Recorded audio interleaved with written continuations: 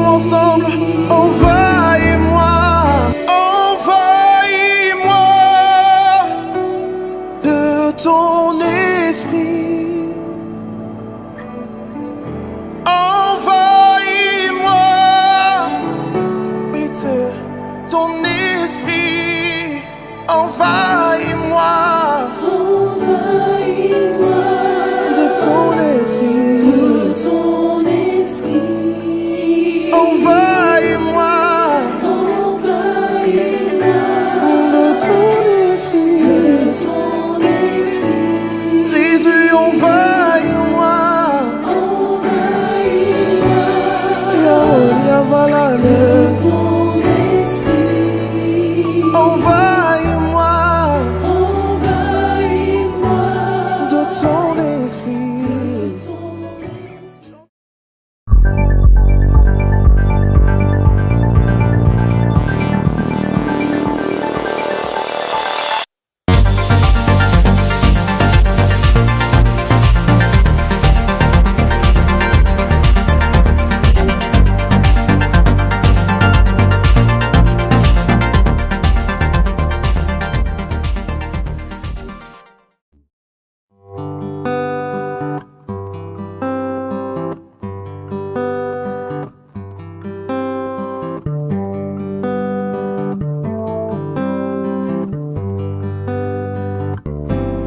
The Lord, my rock, in Him I hide, my shelter in the time of storm.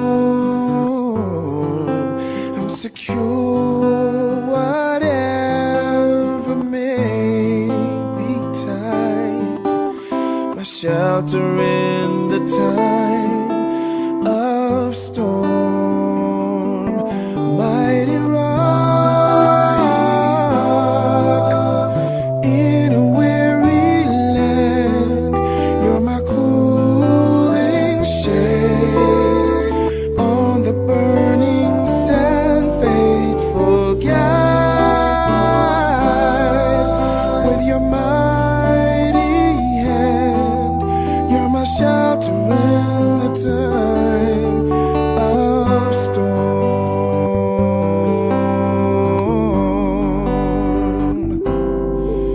You're my shade by day, defense by night, a shelter in the time of storm. For you have put all my enemies to flight, my shelter in the time of storm. Mighty rock in a weary land, cooling shade on the burning sand, faithful guide. With your mighty hand, a shelter in the time of storm. Mighty rock in a weary land, you're my cooling shade on the burning sand, faithful guide. With your mighty hand,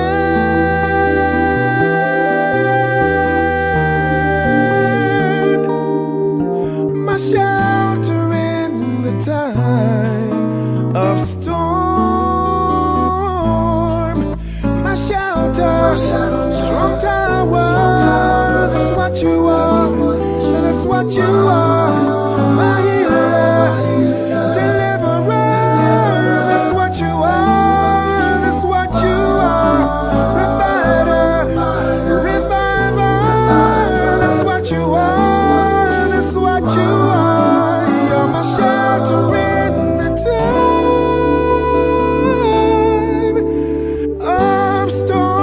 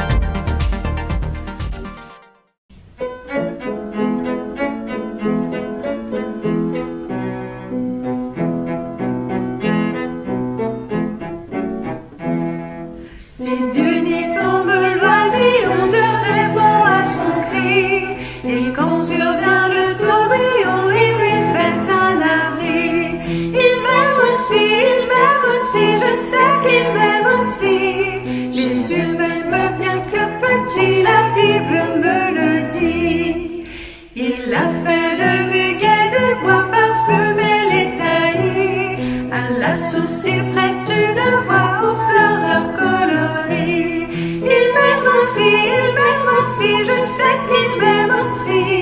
Jésus m'aime bien que petit, la Bible me le dit.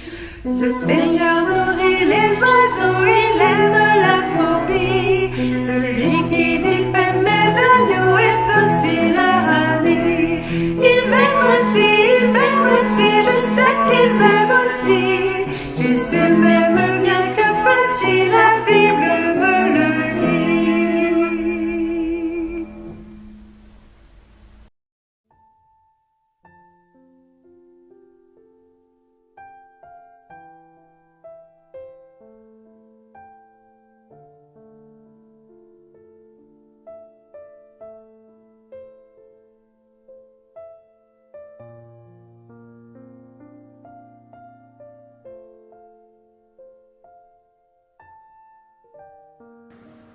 Chers amis, bien-aimés dans le Seigneur, nous allons prier Dieu. Notre Père qui est dans les cieux, nous voulons bénir ton son nom en cette matinée parce que tu nous as une fois de plus fait grâce. Tu as permis en sorte que où nous étions couchés comme les morts, nous puissions encore avoir ce souffle nouveau. À cet effet, nous voulons te dire merci parce que tu as choisi tes serviteurs et tes servantes dans le monde pour accomplir cette mission dont tu nous as assigné d'atteindre le monde par ta parole et d'annoncer les vertus. Nous voulons également, Seigneur, cette maison, la vallée de l'espoir, auquel nous annonçons ces vertus à travers ces médias. Seigneur, nous te supplions de toucher les cœurs de tous ceux qui vont recevoir, écouter ces messages, afin que, Seigneur, nous puissions hâter l'avènement de ton Fils qui vient très bientôt. Et que dans les jours à venir, qu'il puisse avoir une décision de retourner vers toi, car tu voudrais que personne ne périsse. Merci parce que tu nous as écoutés ce matin. Veuille donc bénir le message qui sera diffusé. C'est en Jésus que nous avons ici prié. Amen.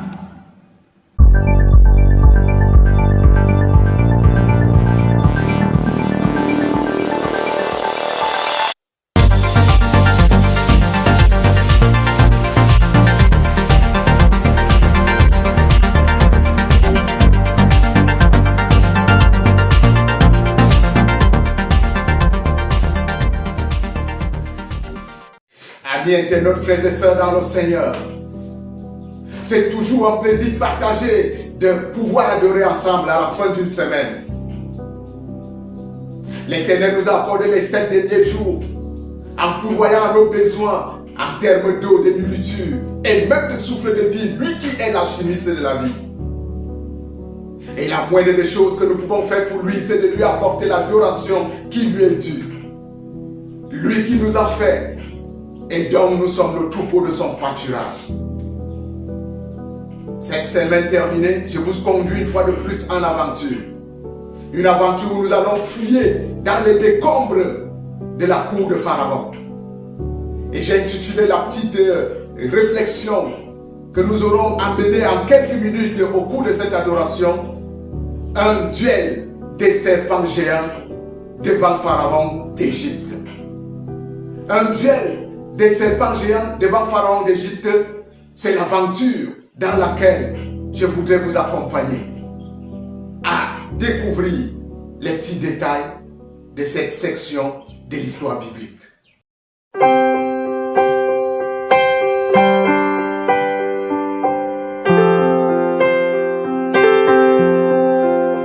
Au-dessus de mes projets, tu règnes en maître absolu.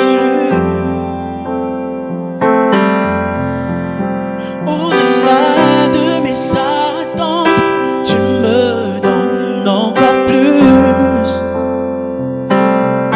Quand je suis avec toi, je ne crains rien, car je sais que tu es mon Père. Quand je suis avec toi, je ne crains rien, car je sais que tu es mon Père. Tu es là.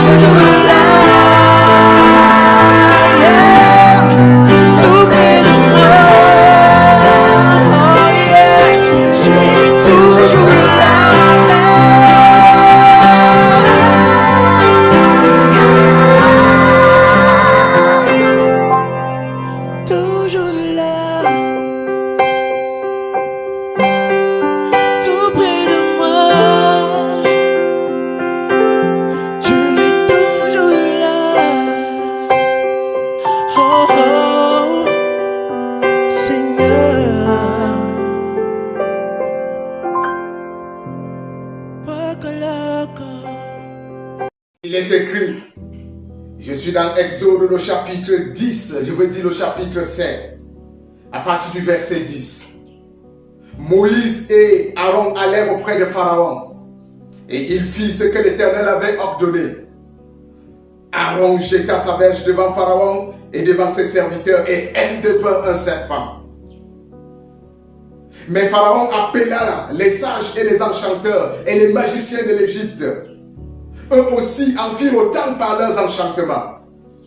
Ils jetaient tous leurs verges et elles devinrent des serpents. Et la verge d'Aaron engloutit leurs verges. Amis internautes, frères et sœurs dans le Seigneur, depuis la nuit des temps, les serviteurs de Dieu sont descendus chaque fois dans l'arène pour combattre contre les gladiateurs du mal. Chaque fois, les serviteurs de Dieu se sont affrontés avec les forces de Belzébul, avec les forces de Balbérite, avec les forces de Mammon. Et ici, nous sommes en Égypte où Moïse doit délivrer le peuple d'Israël en captivité depuis 400 ans. Il faut amener Pharaon à comprendre que la puissance d'en face est une puissance grandiloquente et même terrible dans ses manifestations. Il faut amener Pharaon à comprendre que la bataille ne sera pas à la hauteur de ses forces. Et la première chose que l'Éternel va produire devant Pharaon sera de permettre à ce que la verge d'Aaron, la verge de Moïse devienne un serpent. Et comme Pharaon était entouré des sages, des enchanteurs et des magiciens, il arrive devant cette manifestation de la puissance divine. Il a appelé ses sages, il a appelé ses mages, il a appelé ses enchanteurs, leur a dit, reproduisez-moi 10 fois plus ce que Moïse et Aaron venaient de faire devant moi. Ils pensent être plus puissants que nous. Ici en Égypte, il n'y a point de puissance qui soit égalée ailleurs. Ou alors, il n'y a point de personnes qui puissent nous mettre en défi. Vous avez suivi le texte a déclaré que Moïse ou alors Aaron a jeté sa verge, elle est devenue un serpent. Pharaon a appelé ses sages qui ont reproduit le même miracle. Ils ont jeté leur verge, ces verges sont devenues également des serpents. Le duel ne fait que commencer. Comprenons qu'il est possible que Satan se détache et qu'il devienne tout ce qu'il veut sous la forme humaine. Il peut devenir un arbre, il peut devenir un fleuve, il peut devenir une vallée, il peut devenir une valaise, il peut devenir un fauve. Une guerre sans pareil s'engagea entre les forces du mal et les forces de la lumière. Et les forces de la lumière n'étaient que représentées par le seul serpent de Moïse. Pourtant, tous les mages et tous les enchanteurs de la cour de Pharaon avaient jeté leurs verges et les serpents du côté de Pharaon étaient multiples. Le sifflement assourdissant de ces reptiles en colère remplissait la cour de Pharaon. Les serpents se dressaient. Les serpents de Pharaon se dressaient contre le serpent de Moïse. Les puissances célestes se mirent debout pour accompagner le serpent de Moïse à gagner cette bataille, ce duel. Après beaucoup de démonstrations de puissance de part et d'autre, le véritable combat commença. Le serpent de Moïse se arc-bouta et commença à avaler l'un après l'autre tous les serpents de la cour de Pharaon. Oui, je l'ai dit, depuis la nuit des temps, il y a toujours les gladiateurs de la lumière qui luttent contre les ténèbres et luttent jusqu'à la victoire. Lorsque le serpent de Moïse eut fini d'avaler tous les serpents de la cour de Pharaon, un silence macabre se fit ressentir au milieu des spectateurs. Pharaon baissa la tête. Pharaon n'arrivait pas à comprendre d'où venait cette puissance. Il devait libérer le peuple d'Israël. Et c'était la démonstration du propriétaire de ce peuple. Qu'en un seul serpent, que tous ces serpents soient détruits. Il ne faut jamais douter de la puissance de l'ennemi. Il ne faut jamais douter de la puissance de Satan. Il est capable de prendre la forme d'une forêt vierge. Il est capable de se métamorphoser et de devenir comme un arbre dont la tête est voisine au ciel. Il est capable de prendre la forme d'un reptile, comme il avait pris la forme d'un reptile lorsque les enchanteurs ont jeté leur verge, comme l'avait fait Moïse devant Pharaon. Tout ce qu'il faut pour tenir et être capable de renverser la situation, c'est le il est écrit. Le vibrant, il est écrit. Le vibrant au nom du Seigneur Jésus-Christ doit nous accompagner dans les batailles de cette envergure. La semaine est terminée. Le Seigneur nous a donné gracieusement la possibilité de goûter au souffle de vie. Le Seigneur nous a donné la possibilité de pouvoir, une fois de plus, marquer les pas vers l'avant. Dans l'adoration de ce sabbat, pensons à ce duel et disons-nous, dans tous les duels que nous aurons à affronter au cours de notre existence, Dieu sera avec nous comme il a été avec Moïse et Aaron. Pharaon a été obligé de mettre sa queue entre les jambes et d'accepter ce jour-là que la puissance de l'Éternel était plus grande que la puissance de ses mages, de ses enchanteurs et même de tous ceux qui disaient la bonne aventure dans sa cour. Tenons ferme, vibrons au même niveau que les puissances célestes, car nous avons des lignes qui nous mettent en contact avec la source mère où se dégage cette puissance, la grande, qui est la puissance divine. Adorons Dieu au cours de ce sabbat et ouvrons notre cœur pour que la pluie de l'arrière-saison s'abatte dans ce cœur afin que nous soyons désaltérés, afin que nous soyons capables de porter du fruit et de devenir des rivières de vie. Béni soit le nom de l'Éternel et bon sabbat à vous. Shalom.